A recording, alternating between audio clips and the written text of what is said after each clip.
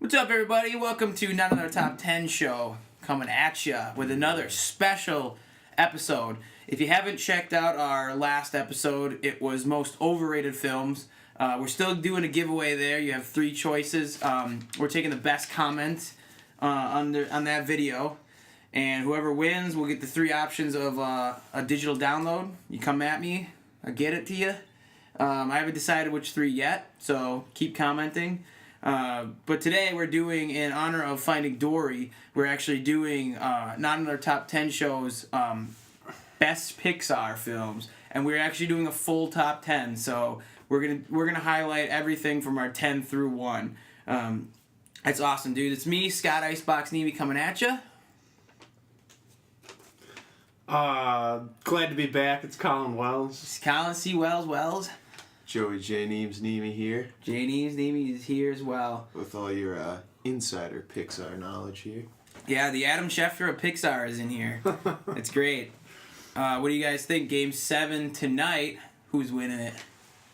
I want to say Cleveland, but I think Golden State's going to win in Golden State. Well, let's hope Curry doesn't lose and have another lethal mouth guard toss. Yeah, I hear you. I said Cleveland in 7. I'll stick with it, but that's what I'm hoping for. They're going to need a huge effort from James and Right. probably Irving. Let me get this straight. You're hoping for Cleveland, even though you got 300 riding on OKC? Wow. OKC's done, but Golden State. Golden yeah, State, I don't know. I don't really like the teams that the media gets behind and backs all season long. They just shove the Golden State Warriors down your throat. I just had to make the same bet as a rematch of last year. How do you go from petty thug to contract killer? Anyways, so here's how it'll break down. We'll each do our 10, 9, 8, and then we'll bring it back around and we'll do 7, 6, 5s, and then our 4, 3, 2s, and then we'll each go around and do our number 1s. Sound cool? Yeah. Cool. Awesome. Did you want to, if it's higher on the list? Oh, yeah, that's right, yeah. Well, anybody that's, if it's higher, if it's 2 or more higher, then we'll actually switch out and just wait to talk about it until that person who has it higher on the list has it. Okay, so there's no more replacing, at least not for this episode. Let's do this. Let's have Seawells. Why don't you start us off? All right, so at number 10, I got Wall-E. That's exactly where I have Wall-E. Right on. Yeah, I have it at 9, so let's talk about it. Oh, man. To me, it's almost like a Pixar version of Idiocracy, kind of. Just like the broken down future, pretty much. And then instead of just being idiots, all the people are just fat asses, pretty much. Yeah, I mean, I think the best part about that film, to me, is the beginning part, where you have no dialogue. You're just submersed inside this world, this decaying world where this little cute robot's trying to do what it can to find whatever he can to salvage. And yeah, so I think it has a lot of heart. It has that beginning is almost resembling to Up, that opening scene from Up. But I like the Wall-E one because it's dragged down a little bit, but pretty much like this film is like a lot of my top ones. It has a lot of good emotion in it too. You find yourself cheering for him. Right, yeah, and it's awesome what happens to me when they go up to the spaceship and then you find out that basically like this HAL, like the 2001 Space Odyssey robot is like taking over all these guys and brainwashed them, so they have to sort of find it within themselves to be human beings instead of just being freaking robots, The one thing I had against Wall-E was really, I really didn't, naturally with the opening scene, like you said, there was no dialogue at all, so the voice actors I really didn't get attached to at all. I don't really remember anybody except for Sigourney Weaver, really. Nobody's standing out to me right now as... Well, they do have that guy who I don't know if he plays... The Pixar, the Ratzenberg guy? The reoccurring Pixar voice guy. I don't know if he is the captain in that or not, but I think that's cool, though, how they did that, where you are following the story of a robot that has more human characteristics and more heart than a lot of these people that you end up meeting later on in the film. And that to me is cool because he sort of drags them back into the light of humanity instead of them being just shuttled around by all this shit. And it's like, it's kind of true because on rascals. They're all riding around on that. They just forget how to love each other. They forget how to interact with people because they're just so glued into the technology and everything. Well, what I like about WALL-E too is the By and Large Corporation, which you actually see products across the Pixar universe. The batteries that go in the toys in Toy Story are B&L, By and Large. Yeah. And like, I think it really kind of has a realistic message in it, is that people are getting too materialistic as far as corporate, like iPods and all that shit like that. Yeah, people are getting submersed into all the new technology and everything like And that. It really calls it back because WALL-E here is a machine and now he's acting more human, and when all these guys are just sucked into a Right, that's what I'm corporation's saying, new yeah, invention, it's He perfect. spends his days working instead of playing the golf simulator like Right. those dudes on the ship. Yeah, stuff and then that. like, even when he has that moment where he's watching that musical on TV, the guy dancing and singing with that girl, and then he sees Eva. Yeah. And then, he falls in love with her, and, it's kind of that story. It takes a little bit of that story where, like, the guy falls in love with the girl, but, like, the girl isn't, I don't want anything to do with him. And then, obviously you have the slow progression to the opposite feelings for Eve. But I don't know, man. I think WALL-E's great. It's just that Pixar has such a huge lineup of films that it's really, really tough. So many classics and then so many more with a better storyline than WALL-E and stuff. And I think WALL-E's going to survive possibly longer than a lot of these films towards the top. I'll explain that later, but I think WALL-E is definitely going to stick in my top 10, if not rise over time. Some fun facts in WALL-E. I like to. Now he wants to be fact checker. Well, with the shut up. With the Pixar films, one of my favorite things about them is the Easter eggs that they have across all the movies, just tying in each movie to each other in that same universe. With WALL-E, we have the classic A113, the classroom that a lot of Pixar animators go to at Caltech, and that's pretty much everyone. So I'll pretty much just leave that out as I go through these, because if it's Pixar, it's having the A113 number in it. But what else we got? Monsters Inc. for sure. Yeah, what else we got in WALL-E is a buzz thermos that you see inside of this old lunchbox, and I think around this, it's either in the same scene or around the same scene. There's a Dynaco Zippo lighter sitting somewhere in the background. There's an Incredibles reference in there with the new style when he's going around on the spaceship and sees like the new style people are wearing, those like jumpsuit holograms at the end of the Incredibles when they're like running through the credits and they're like drawn out. It's pretty much the same exact style of people. And there's also a mosaic during the credits, I think, of Crush the Turtle from Finding Nemo. That's all I really got for WALL-E. Awesome. What's your number 9? Ratatouille coming in at the number 9 spot. I didn't have it. Didn't have it? I have it at 8, actually, so let's talk about that it. works. This is one of the newer, I guess, ones that I'd say I've seen 4 or 5 times. I haven't watched in a while, though, but I don't know. Just beginning to end, I did like that movie. I was a fan. Yeah, well, it's definitely a great film. I think thinking about how are you gonna make a rat training a human chef? How are you gonna make that interesting? And they really knocked it out of the park. Once again, I think Pixar does a really good job with not really incorporating huge villains in their movies, especially as of late. What was the villain in Finding Nemo? What was the villain in Toy Story? You have Sid, but there's not much. The other Toy Stories, there's not. Well, I guess Toy Story does a good job with the villains, but the rest of them. Yeah. You're right. Yeah, Finding Nemo just. But yeah, WALL-E, you don't see the actual quote unquote villain until 3/4 of the way through the movie. You know what I'm saying? Mm-hmm. So you have that foil for the main characters, but you still don't need to you don't need to really hammer home a huge villain. And I think in Ratatouille, having that health inspector, right? It's a health inspector. Mm-hmm. Yeah, having him there is pretty funny. You didn't close the door, dude. Just push it shut, kid. It'll be alright. Yeah, and all those rats at the end, that guy just starts having a heart attack. Yeah, when all those rats go running out, it just makes me laugh every single time. But that's what's great about it, is like you have two characters, one's a rat and one's a guy, and both of them are going in like opposite directions, being kind of forced to do stuff that they don't want to do. Mm-hmm. You know, oh, you're just a rat, or you have to be this great chef.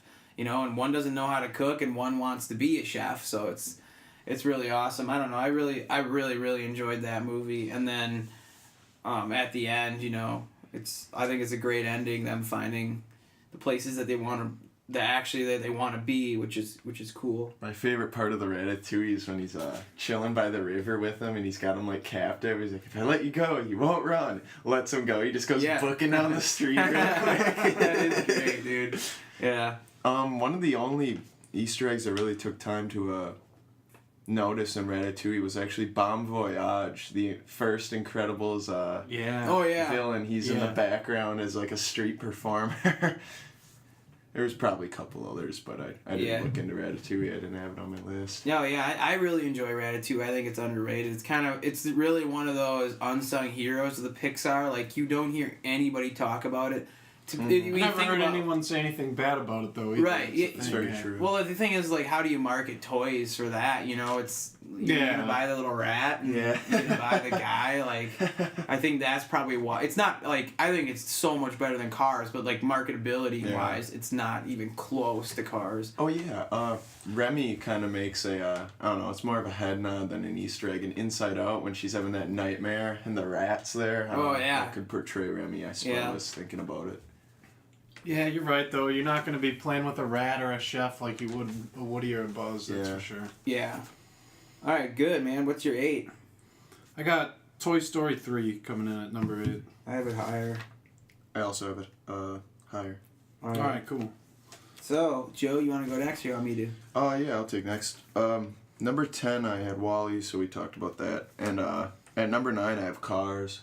Don't even have it on my list. I've got Cars at 7, so I mean, Give it to that you. work? Sure. Go for it. Go for it. Yeah, I don't care. Go for it. So I mean, you got a decent cast of voice actors. Obviously, Owen Wilson's the more prominent out of them all. I thought it was a excellent take on like how even the stands and whatnot were cars at the same time, like at the races and everything. It's like inventive. That. I'll give it that. Yeah, it's definitely inventive. A lot of lovable characters. The story in that movie too. as a whole, I liked. I like that he kind of like misses the race, and that kind of brings him down to earth as like a person. Because in the beginning, he's just pretty much an egotistical douche. He's a pretty jag. much. He's basically Chick Hicks at the beginning. Yeah. Chick Hicks Jr. Yeah, and then we've obviously all know the story. He gets brought down to earth by all these people in Radiator Springs, and then just pretty much finds out what's important to him in his life instead of just being a billboard figure. He wants to actually have like real relationships with people. Yeah. I don't know what it is about. I like the idea of Lightning McQueen. He kind of looks cool and everything like that, but like Owen Wilson's voice and how he goes through that film is just like, oh yeah. Oh yeah. That is Owen Wilson's voice, so you gotta like go back and look at him and Meet the Parents and Meet the Fockers too. Like he definitely takes that whole demeanor, like liking Cars that whole time. Yeah. I think he was good cast as McQueen. I mean, I think Tarantino rips this voice- guy a new one for like being such a shitty actor. I liked Larry the Cable Guy the best in that movie. I do have some Cars Easter good eggs ones here. from There's Cars. Great. obviously the Pizza Planet truck when they're the final race right before. There's like those reporters on a platform. The Pizza Planet truck's right off to the left in the crowd cheering, and then you got the Lightyear tires. Buzz Lightyear instead of Goodyear. Yeah. And then there's also Dynaco, obviously the big sponsor, which is a gas station in Toy Story. And there's rumors about Wall-E when Lightning McQueen pulls into the pit in one of his races, and there's a bunch of little like miniature like car things behind him in the pit crew. Supposedly one of them's Wall-E. I've never like frame by frame with the actual movie, so it could very well be a hoax. Didn't Wall-E come out after Cars? Well, I guess they Finding had done that Nemo before. came out Yeah. after Cars 2 years after Monsters Inc. and they had Nemo in there. So the time really, these people had a big lunch. They and know all the they stuff pretty much coming made together. Yeah. well, like a lot of Pixar films. Also, they had some odes to like Disney short films. They on a paint job of one of the RVs, and then there's they have the birds reference to their short, like it's like To the Birds or For the Birds or something like that. It's a Pixar short. They have an ode to that. And that's all I really have for Cars. Yeah, Cars Easter eggs. Cars is okay. I just think like, you know, the message and everything is good, dude. Like, you know, you're good at something, you shouldn't be a dick about it. Yeah. That kind of thing, which is, you know, it's a great lesson for kids to learn. But I think overall, like, I think Mater is memorable. I didn't like the Porsche. Like, all those other cars were really, I didn't really care about. I didn't like the Hudson Hornet guy really either. I mean, like, like Hudson Hornet teaching him that lesson and everything was okay. But I mean, as far as cars, like, I've just never thought to go back for it. And I'm not saying that it's because it's bad. I'm thinking maybe it's because it's more marketable to children, you know? Because Cars was flat out, like, just one of the... You see car stuff still now, you know? And that movie came out so long ago. But... You can't be ripping on the Hudson Hornet, man. He won 3 piston cups. Seawell's He didn't win his cup? Alright. Moving on, I got a Bug's Life at 8.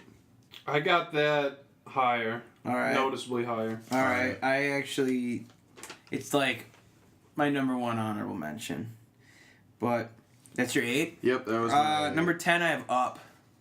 I really felt like an asshole leaving it off, but I just couldn't fit it on anywhere. Did you put it's it not on? even on? I got Up at number 6. All right, we'll go. Well, Or number 7. What do you mean 7? I thought you just said Cars was at 7. No, Toy Story 10, 3. 9, 8 he did. He would have Oh. Number Oh. 7. 10, 9, 8. Well, let's hold off on it. Yeah. We talked we about... can wait. Well, no, that would actually work because we already talked about my 9 and 8. So Okay. why don't we talk Yeah. about Up at 10 and you're 7? Talk about it. Alright, yeah, I don't know. That was just another one where it's the old prick, seemingly old prick at first, but then you kind of figure out, well, I don't remember the sequence of events in that movie. It shows him as a kid first. Yeah, right? he's like it that nerdy shows- kid. Yeah, and then his Kinda wise, wife passed away. crotchety. They have to keep breaking the money fund or whatever. Yeah. Yeah. And then the construction work and all that stuff's going on by his house. You got the little fat boy coming Yeah. up, Yeah. trying to get his little Boy Scout patch for crossing him.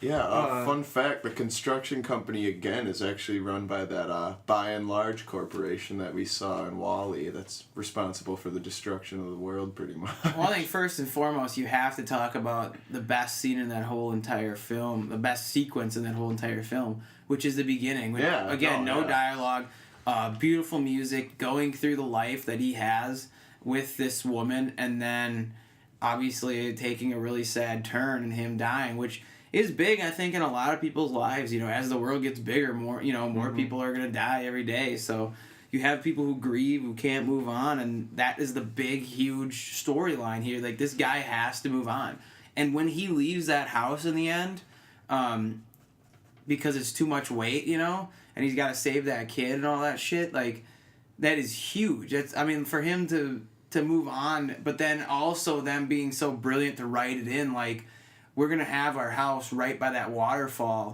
whatever I can't remember where that mystic land was called. South America somewhere. But like, yeah, them saying like, yeah, we're gonna put a house right there, and it ends up being right there, which is, it's an insanely gripping movie. I think it's really such a beautiful opening because it gets you invested in the characters. Well, Right and away. then- I was feeling for the old man. the whole time. and then at the same time, it gives you this sense of, okay, it brings you down to earth with the woman's death, and it kind of leaves you open for that feel-good movie which Up definitely is. I feel like it Yeah. makes you feel good. There's a lot of laughs through. Oh yeah, it wouldn't be called Up if it didn't make you feel good, right? It'd be called Down. You know, I never really thought about that. That's a good point.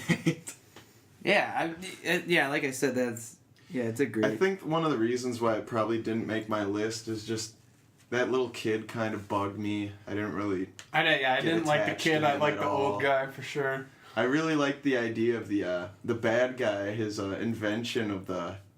Oh yeah, the speaking dog. Talking dogs. The dog character I enjoyed better than the kid. Really, I thought the kid was hilarious. And then them saving that bird thing. Mm-hmm. The snipe. Yeah. Could you imagine if they actually had that? What your dog was actually saying? Yeah, dude. Or what your cat was actually saying? Yeah. Oh man, your cat's probably just. Well, like, and then "Oh, fuck then that you all great day." then that great little line, like that great little ploy in there to make that one like that mean head dog's voice box like fucked up. So it squeaked. That was great. Thinking back on that opening sequence, it's so renowned that Always Sunny did a little parody of it with Charlie and the waitress. It's pretty funny. But, no, yeah, I probably should have put Up on my list. I'm more about the classics, really, and seeing as I was kind of a newer in the universe of Pixar, I just didn't cut it. Yeah, you don't like it that much? I mean, I do like it, but it's like, I don't know, it's one of those, like, there's an adventure, but the reason he's going on it is kind of sad. You don't really want to, like, remember something like that. Yeah, but not all of the movie, like, when we get to Toy Story 3, dude, that movie is all sad, because you know what's coming, but yet But at the same time, you can pull such a, like, solace from that, like, everybody has gone through that, like, period about it's time to grow up and leave, like, childish things in the past. No, I know. I'm saying. Whereas like, we're everyone, not at the point yet where we're going through our lives and losing a lot of, like, close loved ones. Like, if I was a little older, it probably definitely would have hit home a lot more. Well, I mean, I think, but it can hit home for people, or even, kids who are kind of oblivious to it. Like, there's gonna be a point where you're gonna have to let go. It's inevitable. People die. You know. No, yeah, it's a great story and messages. I like it. I fucked up kind of pretty much by not putting it on my list, but Well, you heard it here, folks. Yeah, well, I couldn't do it. All right, what's your 6? My number 6 was Up. You said 7 was Up. No, 7 is Cars. I made some weird notes on here. Yeah. All right, pull it So together. 6 I've got Up. Number 5 I have The Incredibles. I have it higher. Like a lot higher, or Yeah. Okay, because all right, so we'll have to pass on that. So Joe, what's your 7? My 7 is The Good Dinosaur. My 7 is The Good Dinosaur as well. Okay. What You about have it? You have The Good Dinosaur at all? I haven't seen that one. Really? Yeah, I saw it on the He says counter at your house the other day. snooty. I did Yeah. not say it, Austin. Yeah, I saw it on the counter at your house the other day. Oh, yeah, I was like, that's oh right. man, I don't even remember seeing commercials for that or anything. What do you think about The Good Dinosaur? I liked it a lot. I thought the story was great. It was a really original take on the whole dinosaur thing with the comet missing Earth. The comet that misses Earth, or like the asteroid that wipes out the dinosaurs on Earth, it misses Earth. And the movie's like, dinosaurs kind of evolve the way people do. Like, they start farming, but then, like, people are wild animals, not dinosaurs. Yeah, so it's like reverse evolution. Like, Oh, no kidding. the dinosaurs evolved, but the humans didn't. What I really felt was lacking in that movie was kind of you see the turmoil that Arlo himself goes through with, like, being lost and losing his father and all that, but you don't see that much on the part of, like, the whole family. Like, the mom's sad when after the dad's gone, and then when Arlo's coming back, you see she's, like, still depressed, losing a husband now and a son. Yeah. But, like, I wish they would have, when Arlo was on his own, maybe, like, had a flash to the family, like, what the hell were they doing right after he, like, got lost? Well, you not know? only that, but when he's like helping the mom and she collapses, the other 2 dinosaurs are nowhere to be found, and you don't know where they are. And then in the end, when he returns, they just run out of nowhere. Like then they're just there And randomly. they, Which gather around look, for him, yeah. this movie has flaws. Don't get me wrong. Oh, yeah. They went through numerous rewrites, so many different directors. I think they went through 2 different directors, which is the whole spirit of a movie is based on your director, right? What the direction that they want to take for this film.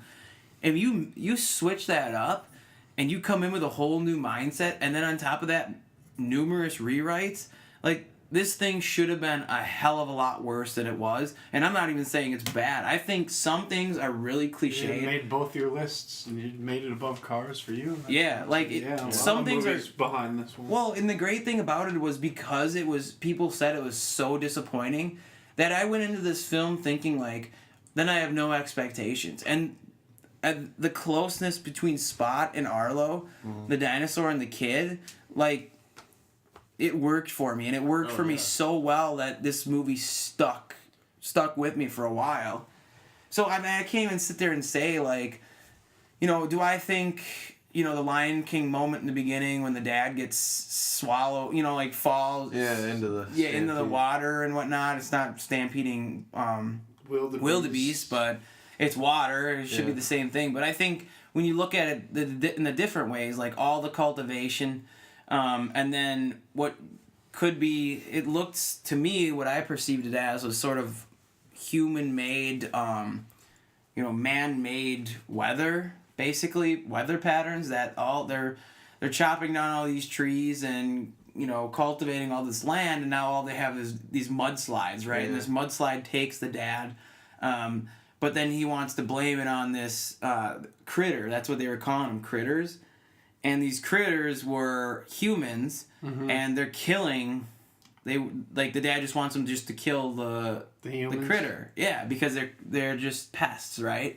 And it's kind of the same way we look at, like, ants or rabbits or squirrels and shit like that. I'm gonna go see that. That's a good viewpoint, because I mean, if you really look at it, humans are technically kind of pests to this world. Like, we're definitely pests. Oh, we're pests, and then on top of that, we're just. It's so easy, just, like, I'm not some little liberal freaking wimp here. I'm saying, like, the way humans take lives is somewhat sad to see sometimes, Like, a human being able to just, just shoot a rabbit with a BB gun or something like that, or take down a bird or something like that. Mm-hmm. Shit like that is what they play on. And then the biggest trope that I love is they play on... the fact that Spot is basically like a dog in this movie. Yeah. So they like turn it on its head where you would feel bad for the dinosaur character in this case, because it's the animal, it's the cute little cuddly thing that you want to survive, but it's in peril all this time.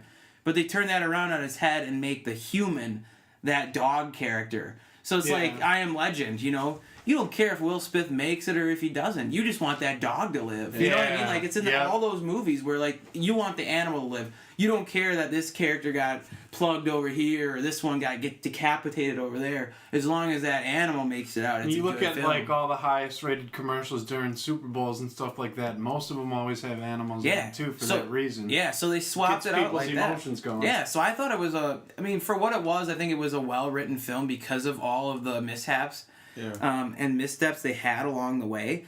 They turned out a decent film, and not only that, but it came out the same year as Inside Out, which I think obviously I did like Inside Out got a lot of recognition. Yeah, huge reviews and everything, and then The Good Dinosaur came out a little bit after that, and then just got crapped on. I think it really calls to Pixar Studios' prestige, really, for animation too. This is the first time they've set out 2 films in the same year, and they're both extremely well done. I mean, Inside Out got a lot more recognition than The Good Dinosaur, but The Good Dinosaur still, the chemistry from Arlo and Spot is amazing.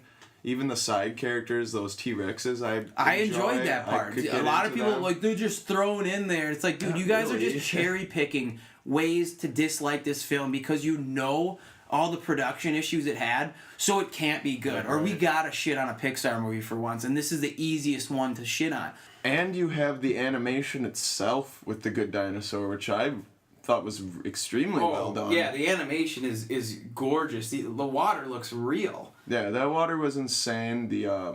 I really like the detail on all the dinosaurs, like it's right down to the scars on the T-Rex. Like you can definitely tell the guy's been scarred up. Like even before he mentions it and shows Arlo and goes into the whole story. Like I don't know, there was a lot of detail, like the background, like the whole world and landscape that they're going throughout the whole time. It looks very good, like texture of rocks and the trees in the background and mountains. It looks amazing. Well, the T-Rex, going back to the T-Rexes, they push the narrative along well because they help Arlo understand that, dude, it's okay to be afraid, but you still have to do what you gotta do. You know, you can be afraid at the same time and still do your job and do what you need. The T-Rexes pretty much present one of the main, like, takeaway messages from the whole movie. I don't think anybody who's just thrown in there just for screen time or anything is going to be able to do that for you. Well, also what I meant to say, and I completely forgot, was that Pixar takes its time with films, right? Oh, yeah. John Lasseter is they've really been coming out with another Incredibles for 15 years. Right, like, John Lasseter is a brilliant mind. Do you honestly think that he would just throw this movie out there if he didn't think it had a shot to be great? Like, well, no. Like I said, I think. Well, and it's people, especially at an organization like Pixar, it's like they take pride in what they do. Yeah, right. You're right. They're not, even with the rewrites and stuff like you said, if they think it's going to be shitty, they're not going to put it out there. Exactly why I got put on hold for so long too, with all the production issues, you know. But another thing I will say, just to wrap up The Good Dinosaur, but I don't get, you know, people want to put The Good Dinosaur in the spotlight as, you know, it's such a bad movie because it's so cliched in the story and everything like that. The only thing I will say is, like, I don't know if it's really geared towards kids. Mm-hmm. They have a lot of shit that goes on in that movie that is violent, it's shocking, and just abnormal. Like, they trip on berries in this movie. They like tweak out from rotten berries. Yeah, that's so, the like, first time we've seen anything like that in a that Pixar and like film the villains in there, those storm chasers or whatever they're called. Yeah. They just a little furry creature and they just freaking eat it, and then Spot rips the head off of a beetle and like just literally like tears the head off of this beetle, and this beetle's like big. Yeah. It's like I don't know. If you have a kid that's a little bit of a wimp or something, like, I don't think I'd be taking him to see this movie, dude. But for me, I loved it, so. And back to the genius mind of John Lasseter? Yeah, John Lasseter.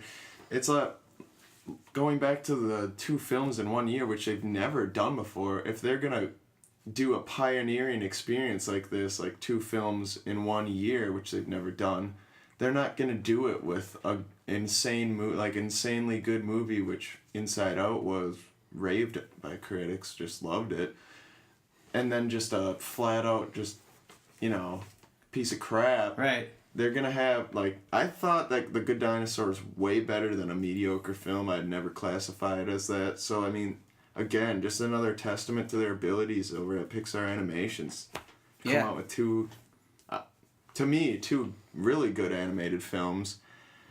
I did see Inside Out. I like that. To close out The Good Dinosaur, I can hit you guys with some few more Easter eggs that this guy's eyes saw. Our baskets are almost full. There's the classic Dinoco.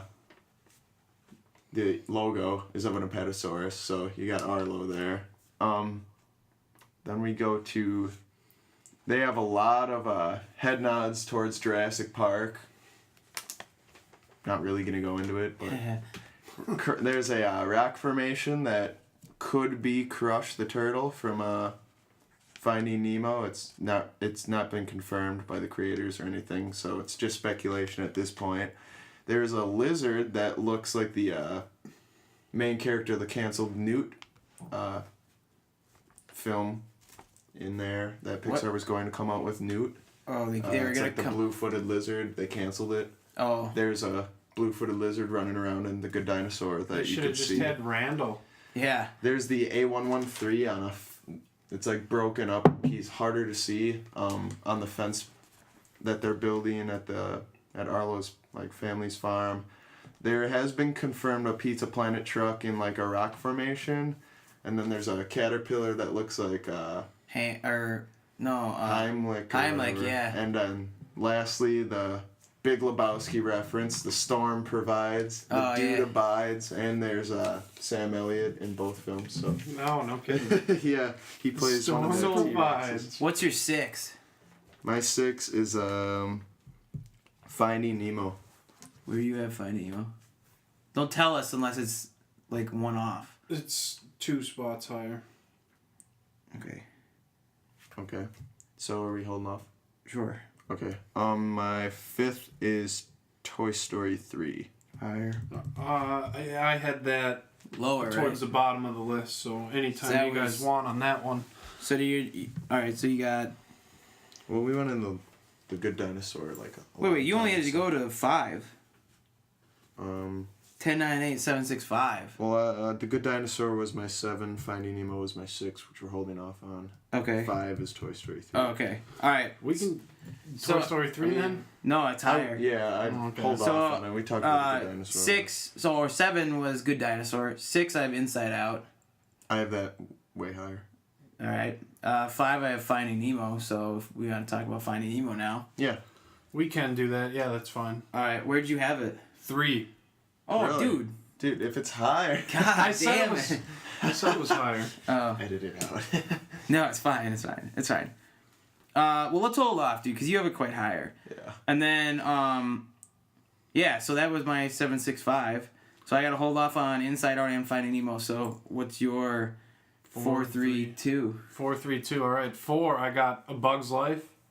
That Okay. was lower on mine. Just That made was- it off mine, so let's that was talk. an 8. Oh, man. So, other than Toy Story, I think this is the earliest one that I can remember watching. But Yeah, it was the I'm second pretty sure it was one. the second one that Second came out. That's Yeah. Man, where to start? I mean, I liked Flick right off the get-go, even as a kid. I like him even more now, I'd say. Just He's hilarious, dude. just a hilarious guy, just trying to work, and I don't know, he's trying to make his way up, I guess, which you can respect that, but he always just kind of messes up like a bonehead play. Usually Yeah. that seems to be the Flick way to go. All the other bugs and insects, whatever you want to call them, ants, a lot of them. I liked a lot of those characters. P.T. Flea. Oh, yeah. Yeah, he's great. That is actually the reoccurring voice actor throughout all the Pixar films, and that movie is P.T. Flea. Because he plays the Abominable Snowman, right? Hey, got more snow I cones. think it's, yeah, and then in Finding Nemo, he plays that whole school of fish that, like, change He's into in- shit.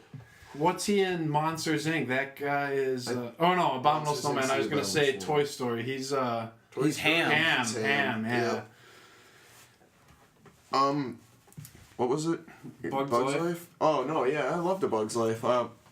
Classic Pixar, second film in the, universe franchise. You I guys guess ever I'd played call the it. PlayStation game? Of No, Bug's but we Life? had N64 We have the game. N64 game. It's probably the Bugs same Life. thing.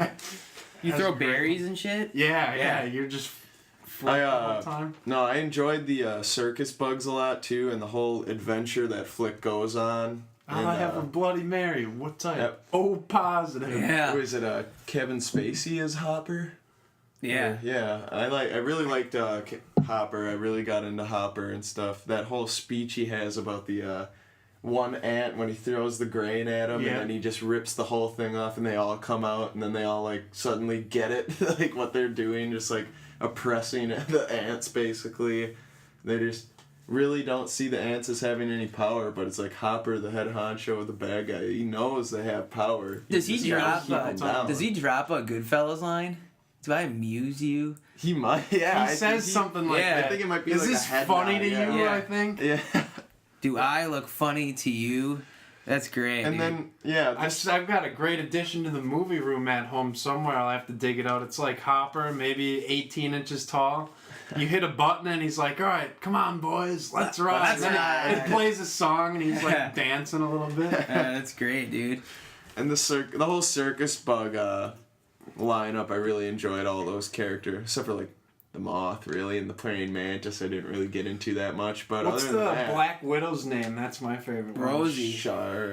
Rosie, not Charlotte. Jesus Christ. What a clown. But going back to, I think the biggest thing I've noticed lately in people reviewing and people talking and dissecting film is how annoyed they get at reused and reissued stories, which it never seemed to bother them fucking before, but now it bothers them now, and it really gets under my nerves that they can just take a whole film that's done so well and it's so memorable and so much fun, great characters, great storyline, everything like that. Maybe brings a little bit newer twist to it, and still sit there and say, "Oh, but it's this story. It's this story." You can say that for any fucking film. Getting down right to it, you can say that to anything. But A Bug's Life, if you don't know, is a direct ripoff of Seven Samurai.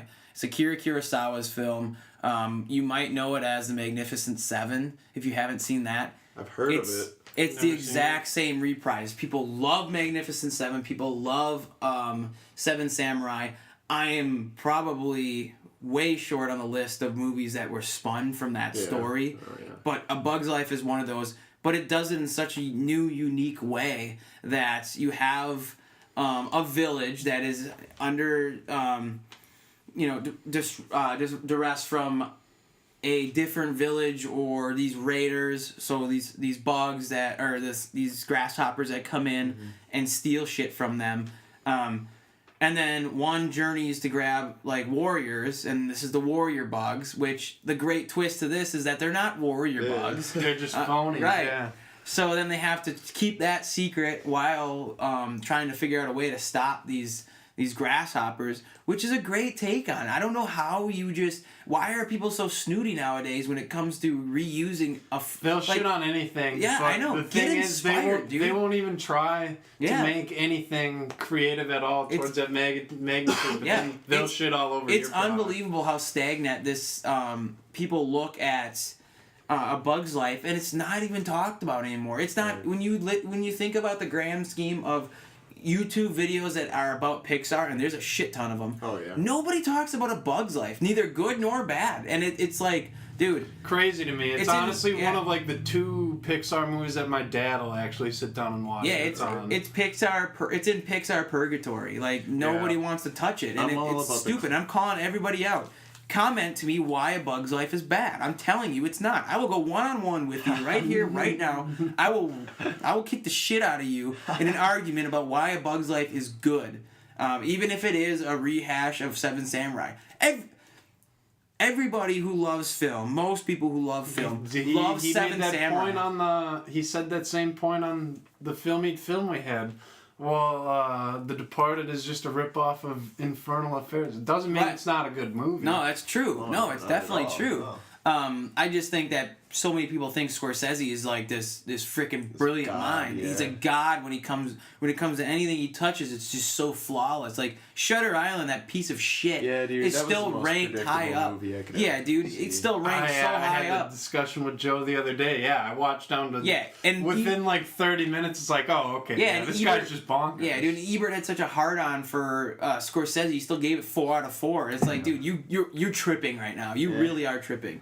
But anyways, A Bug's Life, it's great. Check it out if you haven't. We all should know the story. It's the second Pixar movie there is. Extremely marketable. I had a bunch of Pixar toys. We did a bunch of Bug's Life toys. Probably had the games. Third most toys from the Bug's Life for sure. Yeah. Definitely had the video game. Rock that. Yeah. I mean, like, I think it's a great story that you can sit there and retell it over and over again, and it still is good. Like, I could sit down and watch that movie right now. The only thing is that Disney won't sell it to you for $10, even though everyone thinks it's worth $10. They'll still sell it for the $25 or what they want for a Blu-ray, which I'm not crapping on Disney. I'm just saying, dude, Ratatouille's 17 bones only for Pixar. So I'm sure if you found A Bug's Life somewhere, it's got to be like 15. Well, see, I'm a guy who's all about I'm gonna cop that on Blu-ray the next time I see it if it's only $15. Mm-hmm. See, usually I'm a guy who's usually all about the classics. So of course, Bug's Life is going to stay in my mind, be memorable to me. Still, that aside, what you saw I and don't what you see... liked as a kid's definitely going to be towards the top of your list, I think. That aside, I don't see why this movie is such a forgotten treasure. Like it's got a great story, full cast, like good working cast, and Good. it has battle at the end. No, it has too. everything you really want in a Pixar movie, and it gives you more with the bat. Like there's a lot more fighting in that movie. They have the than in best Pixar short at the beginning of that movie. Oh, in my that old opinion. man? The dude with the Yes. chest Yep. sword. Yeah. Yes. That's the best one is ever. a- I think. Again, the nobody best- talks about Yes, it. You that know? is the best Pixar short I've seen. I had to remember to say that because I always loved that one. To end off A Bug's Life, let's hit it with some Easter eggs. You got the Yeah. Pizza Planet truck right next God. to the. Well, it's in like every one along with the A113. So we don't have to say it anymore. No, because it's not in a couple, unlike the A113. But it's next to the trailer, and then A113's Oh in there. yeah. And then supposedly there's a Lion King poster when he's walking into the Bug City. It's kind of like higher up and off to the side. A Lion King poster. Yeah, I'm actually more interested in the Easter And, eggs on these early ones because yeah. they're Yeah. tougher to spot. There's for sure. a couple like game boards in the distance that give like are pretty much like an homage to like a short or two of Pixar's too, and that's really all. It's such an early film; they don't have a lot of Easter eggs in it. That's all I really got. Sweet. Remember Whose number was that? That was my number 4. Okay. Okay. What were you gonna say though? You remember the part on that Bugs Life video game where like that barrel's rolling and you got to fight the guys while the thing's rolling? No, dude, that badass. game was so hard we couldn't. That game I never beat it. We couldn't get past the point where like. So we made it out of the actual burrows with the worms that pop out of the walls and shit. Mm-hmm. We made it out of the anthill, and then you got to climb onto that Dandelion. Yeah, that dandelion thing, and that make was it a over hard the part. crop. That was a hard. We never aspect. beat it, and we'd get so pissed. I bet you there was a. Dude, I made We've a I made, couple it, of I, made busted, it, I made it to Hopper, but me and my brother could never beat Hopper. I made it to Bug City, and then there's like another. I think the like, bird comes in and probably takes him out if you do beat him, but I always got my ass whooped by Hopper. I made it to the Bug City, and then I think there's like some weird desert level after that or before. Oh that. yeah, we did make. Did you hear my question? The one where you're in like the rolling barrel or whatever, you got to take out that big fly. See, I never got that far. Yeah, dude. Yeah, we sucked at that game. All right, what's your 3? 3. Finding Nemo. All right, let's talk Yeah, about it, mine's baby. lower. It's on 5 for me. Mine was a 6. All right, Six. let's talk. Well, name's Nemo. once again, yeah, I don't really know how to start. They do get you feeling for that whole family of the clownfish right away. Yeah, right away, yeah. Marlin, yeah, the wife dies and all the eggs just get destroyed except for Nemo, and then sure enough, the one that makes it This is the little defective. gimp. Yeah, the little gimp. He's got that crack in the egg. Yeah, Yeah. dude. Well, I mean, what a story about like 2 different characters going in the opposite direction. One wants to actually live and experience, and the other one, because of his prior experiences, doesn't want his kid to get hurt. He can't handle that tragedy Yeah. again, so he holds back Wants him so to much. be Bubble Boy the fish. Yeah, and then even Nemo acts all tough, but when he gets captured, the first thing he does is try to run back to Daddy. I mean, Yeah. that's not a knock on him. Like, he's a little kid, like he wanted more. Like, he couldn't understand why his dad would want him to be sticking around so much. And then, yeah, the bashing of the heads inevitably leads Yeah. to him getting kidnapped. Right. The Whatever you character wanna call it. contrast in that movie is actually very good, because then you have Marlin and Dory too, who are Right. also just completely different And polar I opposites. loved Ellen DeGeneres in that. I Oh, she's actually, great, yeah, yeah. no, I enjoyed Ellen in that movie. She's actually. well, I love Ellen DeGeneres as it is. She's But just- she helps Marlon along as well, where he can't let go. He is so worried and such a nervous wreck about everything that he can't let go. Remember when they're in that whale's mouth, and she just says, "You just gotta let go." And so then he finally does, and she was right, and the whale blows him out, right yeah. out of there. Yeah, but then when Nemo goes in that awesome aquarium with all those cool fish, dude. Willem Dafoe. Yeah, Willem Brad Dafoe Garrett is and- great. Yeah, Which one was Willem Dafoe? It was Gil. yeah, the one that's all like mauled on the side. Oh yeah, But, I'm like, trying to get out. Yeah, don't touch him. The Green Goblin. The starfish, I love the starfish. Yeah, can't hear you, Peach. Your page. Or that one that loves bubbles with the clean freak. Yeah. And then the psychotic one, like Flo, her sister. I think Jacques is Shark bait. Oui. Who is Jacques? Is somebody we've seen in Pixar before, but he's not the recurring voice. The recurring voice in Finding Nemo is the school of fish who morph into different His son Chico. Nemo. What's the pelican's name in that movie? Nigel. Nigel, Yeah. Nigel, get in there. all the I'm not gulls. going in there. They portrayed seagulls perfectly in that movie as far as I'm concerned. You're rats with wings. Yeah. I'm not telling you Bastards. nothing. Okay.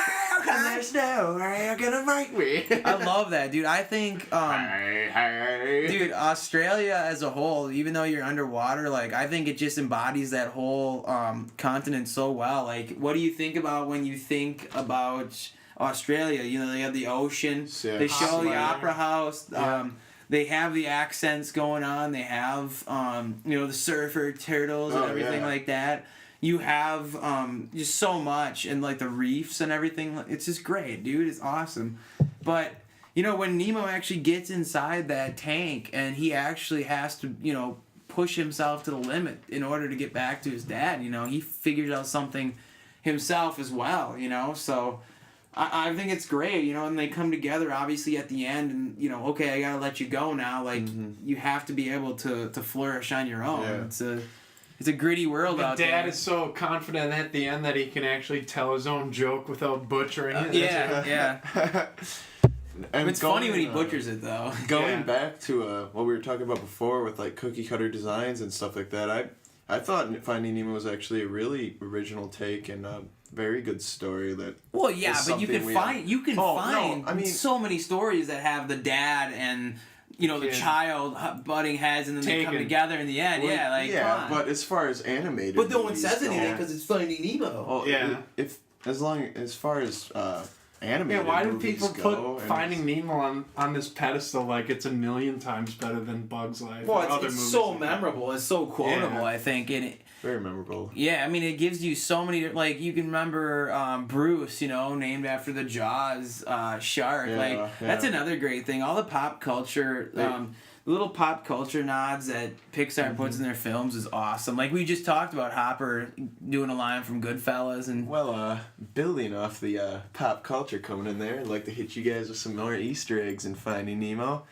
Got in the waiting room of the dentist's office, the kid is reading a Mr. Incredibles comic when Darla Yep. starts screaming and freaking out. I did Also know that. around that same scene, Buzz Lightyear's sitting on the floor of the waiting room next to the toy bin. Yeah. You got the Pizza Planet truck when Gil, I think, is telling his plan of how they're gonna get out when it shows like that view about of that- inside the bag. How They about come that out, little fucking girl inside the dentist office? Oh, that yeah, little Darla. monster. They land like in the bushes, and the Pizza Planet truck comes by.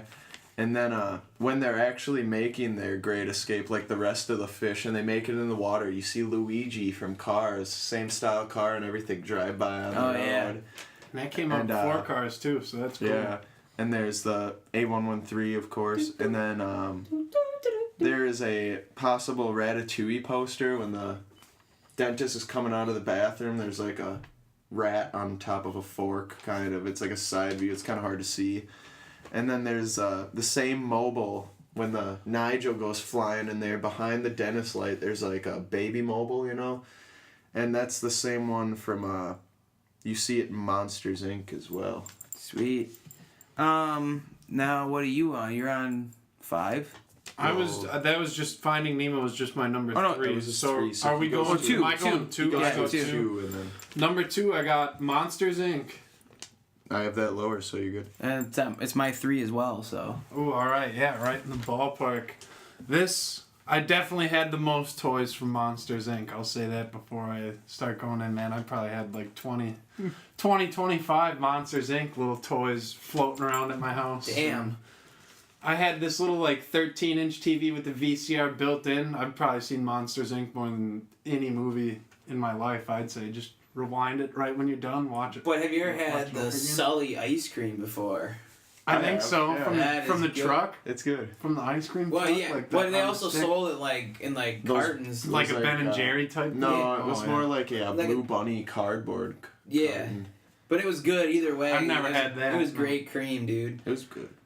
But I think Monsters Inc., man, I mean, what an immersive world, dude. Like, Yeah, how thought-provoking, I mean, how creative is it to create... Parallel world, basically. Yeah, a world that has to run on, like, our screams. You know, something that's haunted every kid since they were little. Like, something's done to your bed. The monster. And if Yeah, anything, I'm not exactly sure what year it came out in, but if anything, it probably helped a lot of young kids at the time. Like, oh, yeah, it could these be. monsters could just be friendly, you know what I mean? Well, and then the ultimate kicker at the end, well, spoiler alert, the ultimate kicker at the end is laughs are more priceless than screams are. So. Yeah, they're more powerful. Worth a lot more. Yeah, like 10 exactly. times more. Yeah. Well, I mean, yeah, when you have Water Noose, you know, it's kind of plays on, like, that whole big corporation greed and, you know, just how they're, you know, that corruptive nature that you get when you're that high up trying to cover all this stuff up, like, instead of just coming out and saying, like, that little girl running around at Harryhausen's restaurant was because of us. They don't say that. They Put try that thing back where it came from, or so help me. Yeah, dude, Mike Wazowski's great. He's my favorite from that one. Really? Yeah, dude, I like Sully. Remember when he thinks that Boo is going through that grinder and, like, he keeps making those weird faces? And then at the end, like, he just, like, droops down. Yeah, he fades. He just carries out that little eyeball. Dude, that eyeball makes, like, a weird noise when he's carrying it. Who That's plays Mike Wazowski? Billy Crystal. It's okay. It makes the noise of, like, the Luxo ball. Oh. It makes, like, that weird noise. Yeah, but then, like, Randall, dude, Steve Buscemi is great as Randall. Obviously, John Goodman's great, like always. John Goodman's awesome. And then we just saw that, unrelated note, we saw that Cloverfield Lane or whatever earlier this week. Oh, really? Yeah. Goodman's the only thing that makes that a decent movie at all. Yeah, he was the saving grace of that shit. But yeah, I think Monsters Inc., dude, it's been my favorite for so long. So many good scenes and good... What's your favorite monster from that movie? Mine? Yeah. Dude, I really like... The guy with all the eyeballs? I like Sully, but... Dude, the Abominable Snowman for getting, like, banished, he is hilarious. Fat kids, skinny kids that climb on rocks. And then, like, he's going to make more snow cones. He makes yellow snow cones. Yeah. Like, you think he's just pissed in them. You get more snow cones? I made more... Where are you going? Yeah. I made more snow cones. That's great, dude. He's hilarious. But yeah, like I said, I like Buscemi, dude. The end sequence too, when they're going. The doors, sliding through the doors is my favorite. Yeah, that is such an awesome, like, to see, like, the inside workings of, like, how they pick the doors and everything. That's awesome, man. Just such great imagination going into it, and I think that's one thing that Pixar does such a great job with, is that they're not afraid to go above and beyond, like, the suspense, you know, the disbelief that people could have going into a film. But they take it, it's like it's an animated movie, it's Pixar, dude, and I know a lot of their movies are inspired by, like, the Japanese Studio Ghibli films, you know, Miyazaki and all that, and, like, those are bizarre worlds too, but they're not afraid to use it. Like, here in the States, man, nothing can be like, we have to try to relate to everything. How can we relate to Monsters, Inc.? How can we relate to this? It's like, dude, it's a cartoon. Let them do whatever the fuck they want. It's gonna be a good movie either way. And then you still have people coming out like, I can't see that happening. Like, yeah, Love the there's ending monsters, of that movie dude. too. Love it. Sully takes over instead of that. What's his boss's name? Water Noose. Yeah, Water Noose. And then Wazowski's like the lead and laugh score. His little bit at the end where he coughs up the microphone. That's hilarious. Yeah. No, yeah, Monsters Inc., dude, is great. I had never actually even seen anything like Monsters Inc. before that. As far as like how immersive the world gets, like you said, like, you get totally sucked in. It's like such a great play on it too, the reversing of the roles. Instead of looking at the kid who's scared of the monster in his closet, you're looking at the monster in the closet, right? And what they're doing after they're done scaring. Yeah, I mean, it's a great film. Check it out if you haven't seen it. The Easter egg before Joe gets in there, you got the Jessie doll from Toy Story in there. Yep. That is one, and You also have the Bugs Life trailer along with the Pizza Planet truck next to it when Randall gets his shit tossed by the rednecks. At Yeah. the end. Yeah, Like I you did know the said, Pizza you had Planet Jesse truck. in the exact same scene. You have Nemo making an appearance 2 years before his movie. The Luxo Ball's also in there. You got Rex in the credits. Yeah. The blooper reel or whatever. Yep. There's a poster actually of the dude who Dude, the Woody dude who and- almost Did gets you guys watch the... Woody is in the bloopers of A Bug's Life too. Yeah, Yeah. he is. Yeah. Great bloopers from Monsters, Inc., though. And then they've got that little play. Here is a Yeah. kicker Afterwards. for you guys. The guy who almost gets touched. It's not the one who has the sock on him. It's that blue creature who's like, Yeah. "You almost touched me." Yeah. Coming out of his room is a poster. I think it's like a Paul Bunyan poster, exact replica of one in Sid's room in Toy Story. So you kind of get this impression that this monster is in Sid's room trying to scare him, but Sid's a little shitty. You know, he's not going to get afraid, so you try to touch him. Yeah. I thought that was really cool. I'd never heard about that before I looked into it today. And then you got the Chinese box that he puts Mike in and runs away with. That actually makes an appearance in like Toy Story 2, Inside Out, and stuff. A few other Pixar movies. That China box. It's kind of like the big Kahuna Burger of the Pixar world, I guess you could say. What's going on over here? He's just moving all the crates. Slumber party. Andy's wallpaper when he's pulling on the camouflage for Randall. Yeah, yep. A113, and then you got the Pixar's phone number actually shows up. I forgot where, but it shows up somewhere in that movie. Pixar's actual phone number. That's sweet. Yeah. That's all I got from Monsters, Inc. I think Awesome. it's All great. right, what's your four, right, Joe? Yeah, Monsters, Inc. was my 4. What's 3? 3 is Inside Out. All right, we can talk about it. It was my 6. I like that one. Where'd Did you you put it have on the it? list? Honorable mentions. Oh, okay. Okay. No, okay, well, Inside Out, first off, I really like the way they tell that story with the emotions and whatnot. I do think that a couple of, mostly just disgust. I think they could have had a better emotion than disgust. I like Disgust. She, no, dude. she That was a she good had one. it in her part. She was good, but no, yeah, the Inside. They cut a lot of emotions out. Okay, They had a whole big list full of emotions, but really. I think I like it, dude. I liked because when you think about They Inside dumb it Out, dude. down. Well, when It you was, think about Inside Out, dude, they focused on 2 emotions. They had supporting characters as the other emotions, but the biggest thing that the character that the emotions who's basically a play off of the human host is playing off of sadness and joy. yeah. Like she's trying to make sure that the kid stays happy, but like it's okay to be sad. That's like the moral Yeah, of the you know, story. I- You can be happy and sad. Really liked that whole message because like I really like the sadness having character. regulated Yeah. emotions Sadness is hilarious. probably one of the best things for like as far as emotional health and like mental health. Like regulating your emotions is very important. Sadness is an important part of everyone's life. It's like Right. like she finds out like sometimes good moments come from being sad. So Right, when yeah. she consoles Bing Bong, yeah. you know, and like Joey tries to help Bing Bong, but he's inconsolable, and then you know, like sadness goes over there and is like, yeah, you're never gonna see Riley again, Yeah. and it's like, sadness, you're not helping. Yeah, right. And it's like, but the best part is you have all those memories, you know, that you guys have that only you share them with her. You know what I mean? Like only you two share them, and that's big. You know, it's a big play, and then even bigger play. You've seen the movie, right? Sea Wells. Mm-hmm. You haven't seen Inside Out. Turn this off now because it's a huge spoiler. Dude, when Bing Bong jumps out of the, remember in there and where the memories disappear, Yeah. and then they have to they're trying to get that. The little Bing Bong mobile to go back up onto the main land, and then they know Bing Bong knows there's just too much weight, so he just jumps off.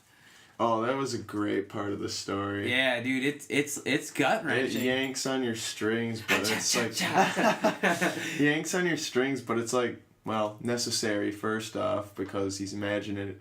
You always forget your imaginary friends. Right. Nobody remembers it all, and it's like Joy had to get back. Of course, I didn't see it coming. I knew sacrifice. I knew he would be gone eventually somewhere in the story. I think Didn't that part see even that had part my coming sister at all. going, and I think the last movie I saw my sister cry at, she's only 13. The last movie I think I saw her cry at was Air Bud when she was like 6. Yeah, dude, Allie was breaking down in the theater. I look over, there's sniffles coming over from her, and I was like, you know, it's a pretty touching scene, man. Like, I'm not gonna lie, dude. And Bing Bong was he's a pretty funny guy. When he's like, when he's crying, and he's like, I cry candy. Yeah. Try the caramel. It's great.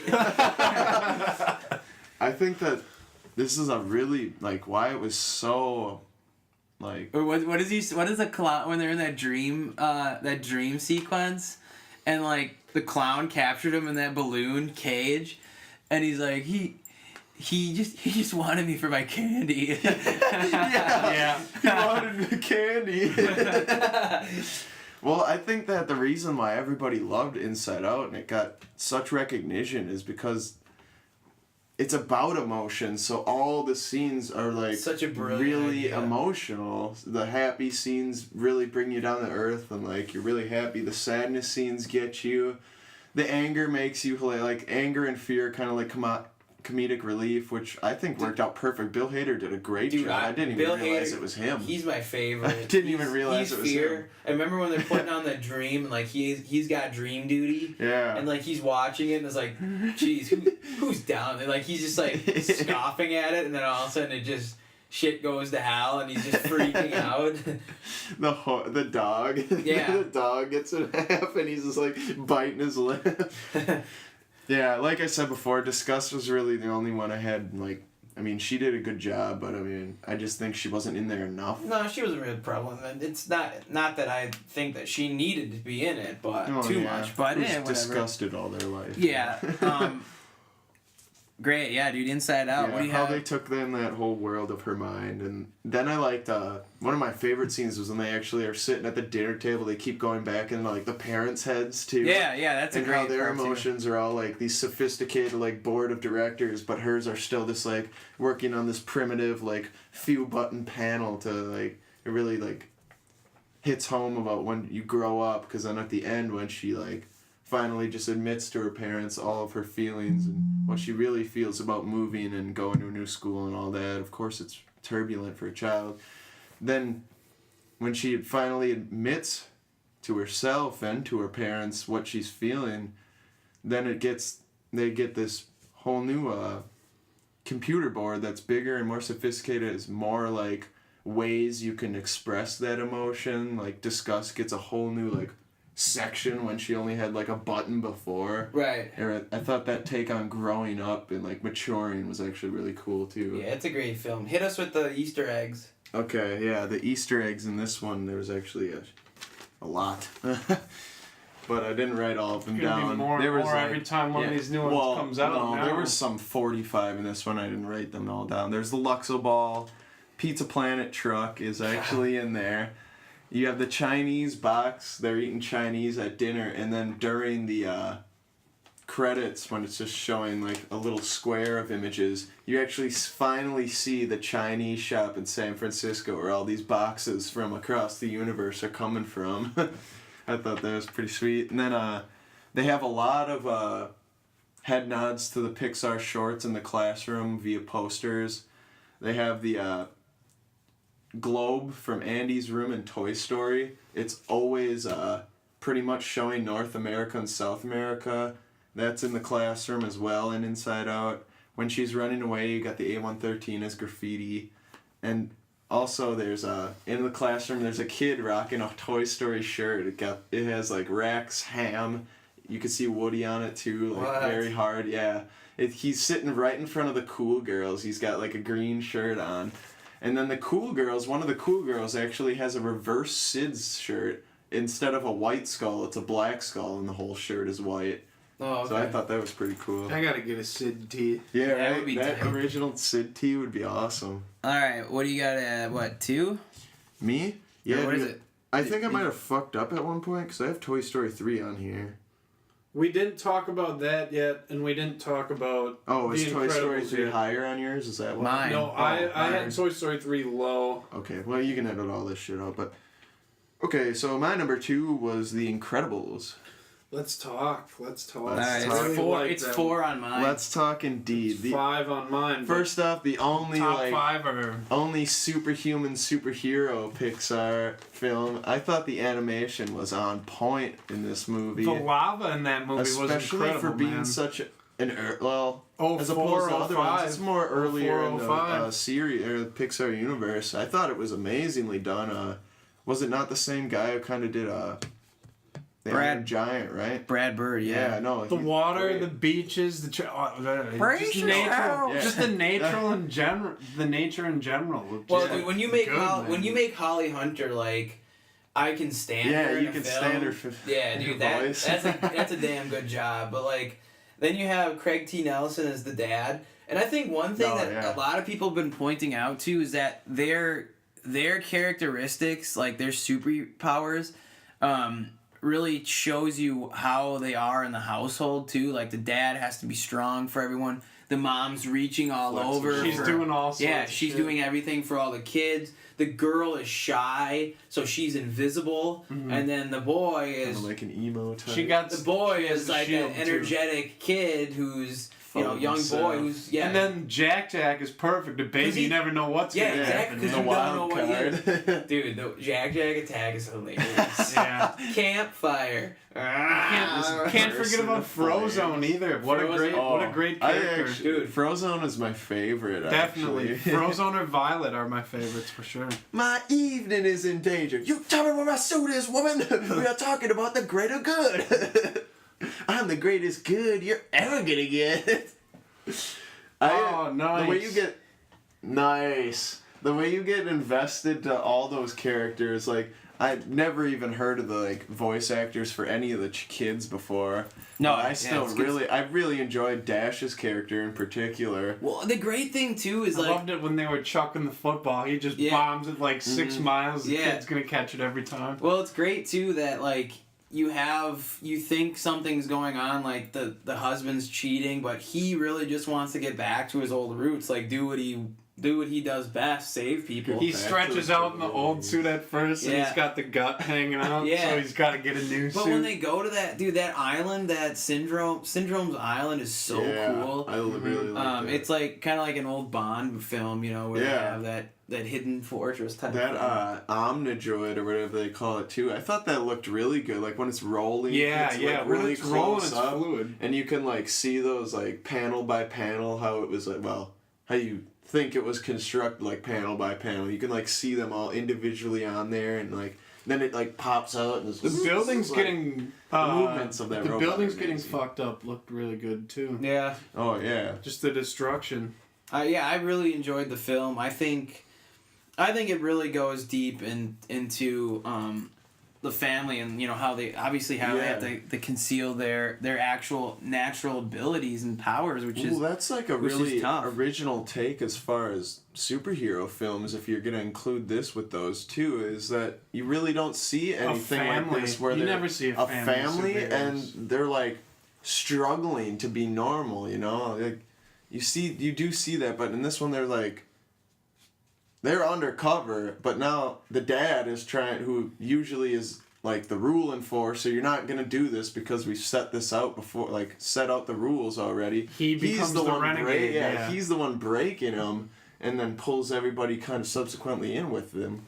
yeah. And I thought that was a really good original storyline, kind of even as like a superhero film. I liked it when their plane got shot down and Brace Elastigirl yourself. becomes the Yeah. parachute. Dude, yeah, and just how she says that. And then she becomes a boat the too. boat. Jack's just Jack's kicking. face when he's just booking ass as the motor, dude. That's great, He's dude. I so can't into wait it. for number 2. Yeah, no, I'm Yeah, actually really definitely. excited. What do you think it's gonna be? The Underminer? I hope it's not. 15 years later. I kind of Maybe. hope it's not the Underminer, but if it's not, I hope they do have like a little like whoa, Or maybe they'll just whoop his ass in like the first 10 minutes or something. He's something like just that. like a minor. Or like villain. even like a verbal reference, like, oh, this is like remember the Underminer or some shit, like. Yeah, so like do you that. think that they're gonna like Jack gonna be like 15 years old then, and then Hopefully he'll be able to like use his power, like be a little more controlled and like maybe a little more progressed. Maybe they'll like. Because, I mean, who wants to turn into an anvil? What kind of superpower is that? Like, maybe he'll find something else to do with that. just shapeshifter. Yeah. Wonder Twins. There was only a couple Easter eggs that I'd heard of in The Incredibles. One of them Pizza is... Planet truck? No, it's not in it, no. One of them is Doc Hudson. Like, the shape of Doc Hudson's car is... somewhere when Mr. Incredible's driving, or he like picks up a tree. One of those. Did they scenes. show Frozone back in the day in like the flashbacks in that movie or no? Well, because I know they showed Elastigirl. He goes by when he's gonna go for Bon Voyage. He's like, "Oh, shouldn't you be getting ready?" Remember? He's like, I got time." And then when they go back, they're at the wedding. He's like, "How do I look?" "Oh, you got the mask on." That's the only time you see him in the old days. And then you got a possible Wall-E when he pulls in with that new Stingray, and then he goes and shows, what's her name in it? Helen. Shows her the new car that's like got a bow on it. If you look like directly to the left of the bow, in the garage, supposedly there's like Wall-E on a shelf in their garage. It's really... I don't know. Wait, yeah, the chick that Mr. Incredible's working for in that movie, she just works for Syndrome, right? It's just a sabotage. And she has a change of heart after he's gonna let Incredible crush her. I'll crush her. Oh, that's a little dark. Go ahead. And then they have the A113 in there too as well. Great. They were all what's locked your up in two? the lab. That was a good scene too, yeah. My 2 is the... That was my 2. Oh, sweet. All right. We didn't do Toy Story 3, but I assume that's on. I think that's... So the only one that I have to go through is Toy Story 3, which is my number 2. Okay. I think overall the way that Pixar decided to grow the movie up with the kids, the generation that started Pixar with Toy Story, and then like I think Joey, you already pointed out earlier, like when we've all had it where we've had to grow up and get rid of those toys, but we're still reminiscing, checking eBay out if we can score one for cheap or something like that. It's so true, and then you have that came out like a year or two after my mom made me give away my Woody and my Buzz, so I was feeling during that movie the whole time. Yeah, dude, I've definitely looked it up, but like I remember writing like my own name underneath their feet, you know, like writing my stuff on there, and dude, like, how about lots grew of up with it. That fucking asshole. Yeah, dude, lots that's a of prick job. Yeah, Right but there. like you can almost feel for him. Oh yeah, he's a good villain. I like the backstory that they actually took the time to explain why he's such a crotchety old he was bear. so filled with hate that she was replaced kind of like him. the same. She didn't understand that like she loved him so much that she needed another one, Yeah. So I mean, to me, it was almost like the same backstory as Jessie in Toy Story 2, except for she took it a lot. It was. Well, Except he goes down at the dark first she path didn't. instead of like the light path. Well, she even thought there with was her, something bigger than it, but no toy wants to sit there and be, an exhibit, nobody they're not going to want to just sit there and get kids like staring at them all day. They want to be played with, so. What I really loved was the fact that most of us saw Toy Story when we were really young, and then now it was pretty much like the summer we were about to be going to college, and then they come out. I saw it, yeah. After I graduated that summer on Father's Day, I went and saw it with my dad and my sister. Yeah. And I really liked how they did that, and I hope they keep that same kind of. But then you going on with. Gonna make fun of my old man here because he was crying in that movie when they were at the dump. Dude, I looked over at him and he has got a tear in his eye, and I was just like, I started laughing and he just punches me in the arm real quick. Yeah, dude, funny. It's a tough scene to take because like you've been for how many years since like '95 we were with those toys, and then they were just gonna burn in the incinerator. I quite honestly thought it was it. Yeah, I thought it yeah. was a great ending too. I would have Yeah. been happy if that was the ending, but I was happy. Not to say I wasn't happy with their ending, how they did end. Yeah, they it. I still loved wrapped it up nice, but like That of would course, have of been- course the claw. Spoiler alert! The with claw. yeah. That would have been the ending to end then- all endings. And though. then Think about Potato it. Head. Potato Head was the best in Toy Story 3. I thought. Oh, when he's that- when he he's- says, "We have saved your lives." He says Yeah. it back. We to are them. eternally grateful. And then he's the tortilla head for a while. That was yeah. seriously Yeah. the pigeon. Yeah, he tried to scare What are you him. looking at? Feathers? he's like tripping while he's walking off. Yeah, that's awesome. But like even saying goodbye to the army men, you know, in the beginning, When like. they dude, parachute they had out. to I get was out of pretty there. shocked that And they like didn't Bo even- Peep, dude, they didn't spare us, man. Like Bo Peep was gone. Bo We didn't even Peep's get to gone. say anything. Yeah. Yeah, I didn't like that. 'cause- But like they had to empty the room, you know. Dude, Like would you not be more shocked by the Toy Story 3 ending even than The Departed if they would have got incinerated? oh, I would have been that would've shocked been- if they burned all those Oh toys. my Are you kidding me? yeah, I man. probably actually would have cried if that. I happened. was like, holy shit, they Yeah, are dude. gonna die. They And all I was held loving it. hands. I mean, they all embraced. Woody's they were ready trying to kick. Woody's the trying to climb up. That is funny, dude. But yeah, they just grab each other. Like it's great, man. I like the Buzz stuff where he got turned. Like he turned Spanish? into yeah. Like Yeah. and I didn't think I would like that either. And I was so hesitant towards number 3. Like I was not gonna see I it. saw that those previews when he was speaking Spanish. I was like, I mean, I That thought was it was funny. kind of more Spanish just Buzz like was funny. I thought it was more of just like kind of an opening for like more bilingual children and things like that. But no, they, like you said, I actually got into those scenes. Yeah, great film. Antonio Banderas, the Buzz Lightyear. Yeah. What do you guys have for 1? Original Toy Story. Oh, Original Toy Story. yeah, Unanimous? yeah. Yeah, dude. Of course, have it. man. It I started. wanted it to all. put Toy Story 2 up there. I actually left it off my list. Dude, 'cause before I've we seen get it into just that, so many I times. left it love off that because I movie. think it's kind of I overrated. have to hit on Toy Story 3 Easter eggs before we go. All right, on. hurry up, dude. Dude, these are actually amazing. There's so many to be found in Andy's room. We'll go quick. The cars. There's a calendar with one of these with a snot rod. He like sneezes and goes all fast. Yeah. That car. He's on his calendar. He also has like a little cars like racing schedule on there. He has a letter from the characters of Up on there, and he's got like a postcard from them together when they were younger. And then there's also Red from Cars in Toy Story 3. There's like a little girl playing with a fire truck, but it's windows are made in such a way that they kind of look like eyes, and that's Red from Cars. And then you got Lightning McQueen in the same sequence pretty much. There's like a wooden car with a lightning bolt on the side. You have Sid the Garbage Man. Oh yeah, Sid the Garbage Man. That's right. Probably making that money, the Yeah. state money. Mr. Ray is actually in it. He makes an appearance as a toy on a shelf. There's like a manta ray toy on a shelf at the Sunnyvale or daycare center or whatever. And then there's also a tractor in the background in one of those scenes at the Tractor, daycare. Willie's tractor. From Cars, like the cow. Nice. So number 1, dude, Toy Story. Toy Story. Anything- what else is there to Absolutely. add, man? Besides Wow. it started it all. Yeah, started it all. Stellar cast, great movie. Well, the fact that they roam too.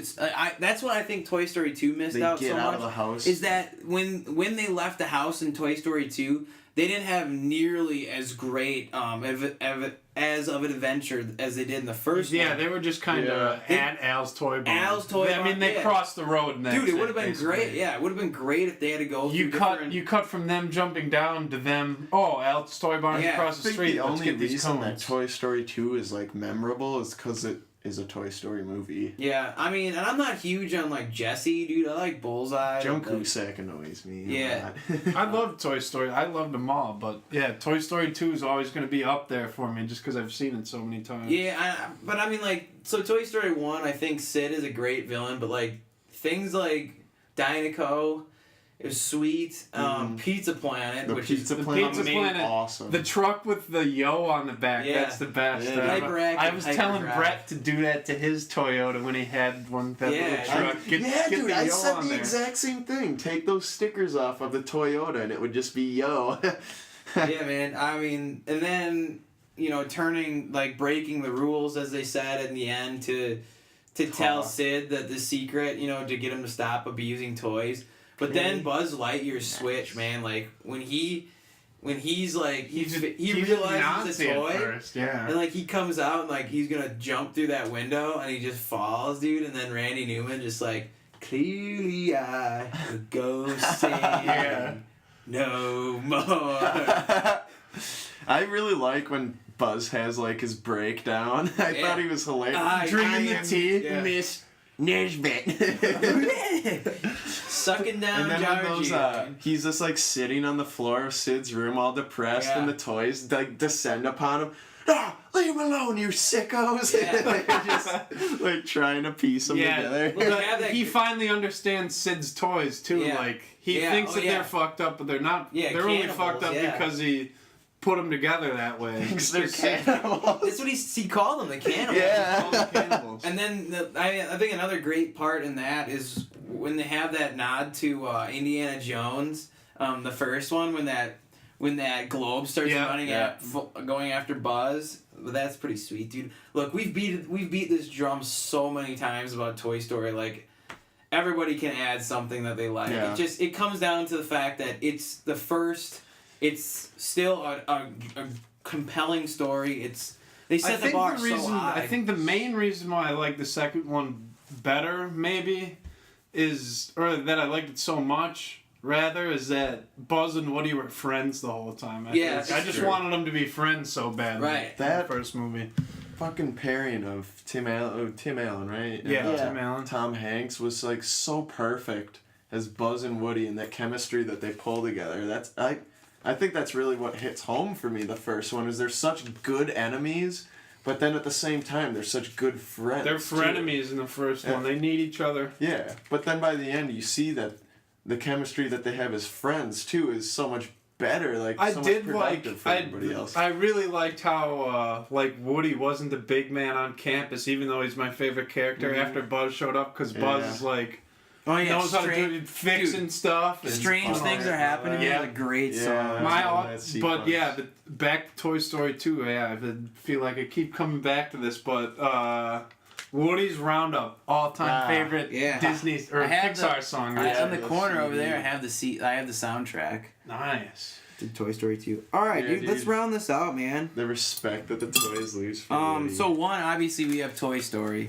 Let's just do this by averages, okay? What'd you guys have at 2? Monsters Inc. So you had Incredibles. Monsters Inc. was right below that. What was your Incredibles at? 5. I was at 4 with that. So what's your total there? 9. So you have. Well, I did have Monsters Inc. right under the Incredibles, which I would be willing to say. I had Monsters Inc. at 3 as well, but I had Toy Story 2 or Toy Story 3 at number 2. Where did you guys have it? I had Toy Story 3 as my 4. It's my 8th. Okay, so by that, you guys want to go with Monsters Inc. at 2? Monsters Inc. at 2. Yeah, and then what? That's where my Monsters Inc. Are we putting Toy Story 3 above the Incredibles then 2? Well, the Incredibles, I had 4 for Incredibles. You had what? 2. 5. 5 and 2. So that's 11. 2, 4, and 5 against Toy Story 2 is Toy Story 3 was my number 2. That was my 4. So you have 6, and then my 8. Yeah, so that's gonna drop. So I think Incredibles is gonna be at 3. So my number 3 then. Well, hold on. My number 2 isn't even on there yet. Oh, okay. So do we go Toy Story 3 just because we all had it on our list and it's my number 2? Yeah, I mean that's fair. You can put it up high. We have 5 now, so we have to go now to our 3s. I've got Finding Nemo at 3. Monsters Inc. at 3. Monsters Inc. is already on Monsters Inc. is the unanimous. What's your 2, next highest? Did we have Toy Story 3 on there yet? Yeah. So Toy Story 3 is number 3?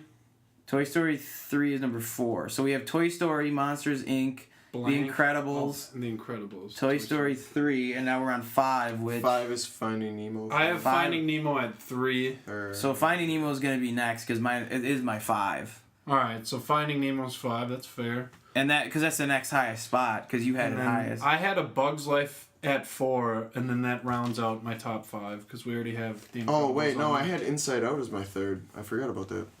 Okay, kid, why aren't you with us here? I was looking at a different list. Come on. Well, dude, it doesn't matter because Inside Out is 6 for me. What was it for Honorable mentions. See? So you lose out Well, anyway. I just wanna make 13th. sure. We're at number 6, though, so what's your next highest? Is Finding Nemo on there? Yes. The Good Dinosaur. No, you just Besides said Inside Inside Out. Out Okay, is so my next your next highest is Inside Out. My next highest is A Bug's Life. I have that at 4. I know I had that the highest. My next highest is Inside Out as well.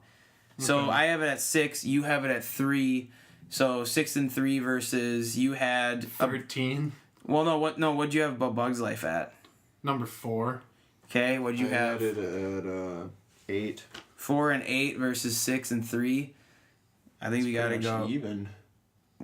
4 and 6 and 8 and 3. Well, there's one spot point different. Yeah, so I think Inside Out, right? And then we put A Bug's Life, right? Mm-hmm. All right.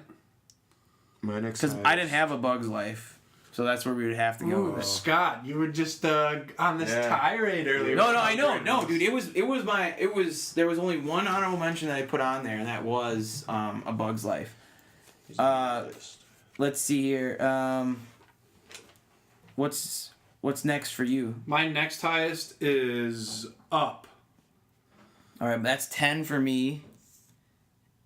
This kid didn't have Up. So the next one for me is The Good Dinosaur. That's Which 7. I didn't have because I didn't see that one. So. Okay. So we have 3 spots remaining. Okay. So if We all had Wall-E, right? we all had Wall-E. Wall-E was my 10 spot, and it was also Joey's 10. So I think that should be 10. 10. That should round out our list. Should be Wall-E. All right. So now we have 9, which I had Ratatouille. At we had 9. Ratatouille. Joey didn't have it. But then also The Good Dinosaur is still on there. So we're looking at 2 spots remaining. 8 and 9. So we're looking at The Good Dinosaur Ratatouille and Up. and the Up last and position? Cars. And Oh Cars. shoot. Yeah, this is tough. That's what I'm saying. This is the. Okay, so we have 2 spots remaining, Okay. but we have Up, Ratatouille, The Good Dinosaur, and Cars left. So Wall-E might get bumped out then, just based off of. Yeah, but we all had it on a list. I think I that's did have Wally on my list. We both had it at 10 and you was had at it on 10 yours. For me. it comes down to what outranks what. 2 people having a movie higher, Dude, or a if lower you all- movie with all If 3. you all 3 have it, and then you Well, can by agree that that, ra- it makes it on the list. But that rationale means Inside Out, A Bug's Life would be gone. Mm-hmm. So those 2 movies would be gone automatically then if that's the way we're going. If it's both at our 10s, I'd say we. That's why I look said we for put other it- higher films. Oh, okay. I think we solidified at 10. We all 3 had. I had it at 10. Oh, you had it at 10 too. Yeah. All right, that's the guaranteed Put 10 Wall-E then. It's at unanimous. So we have Up, The Good Dinosaur, Cars and Ratatouille. Cars, and Ratatouille. All right. Well, I mean, Are any of those movies on all 3 lists? Did you have Up? Yes. I did. no. No. Did you have? You didn't have The Good Dinosaur. No. You didn't have Ratatouille. Nope. And You didn't have I didn't have Cars. Cars. You didn't have Cars. Oh my God, we're gonna have to Wow. draw or something. Random chance. Unless we can. I unless we wouldn't can- have had it any other Right way. here. Let's just do coin flips. Where's that? Coin Well, I have helmets, dude. We can just. We're not picking helmets. Flip the bottle cap. We're gonna do that 4 times. We just No, you're not. we pick 2 helmets. No. I like the Listen helmet. to this. It's like the name Take from the the bottle hat. cap. Helmet's One like the side name from the is hat. up. One side's Ratatouille. No, I'm doing Flip the it. helmets. Winner. It's like the the paper helmets. from the hats. All right. Atlanta Falcons goes the most with Cars. You didn't have that one though? Or we could do this as Up because the birds fly. Oh, makes sense. Redskins. Ratatouille. Redskins, Ratatouille. Redskins, I like it. Ratatouille. What do we got? What else we got We got Give us the Beagles, the Philly Beagles. for Wally. for Wally and Philly? Yeah, because Philadelphia is like a shithole, and then All right, good, Small good, Earth good, is a good. All shithole. right. And then the Lions. What are we doing, Lions? Cars. They're fast. Lions and cars. Yeah, that works. Makes the most sense. I We guess. know what we're talking about here, though, right? Yeah. Yeah. All right, close your eyes, Joe. Get in there. Get in there nice and deep like. Redskins. Ratatouille. Ratatouille. All right. And then one more.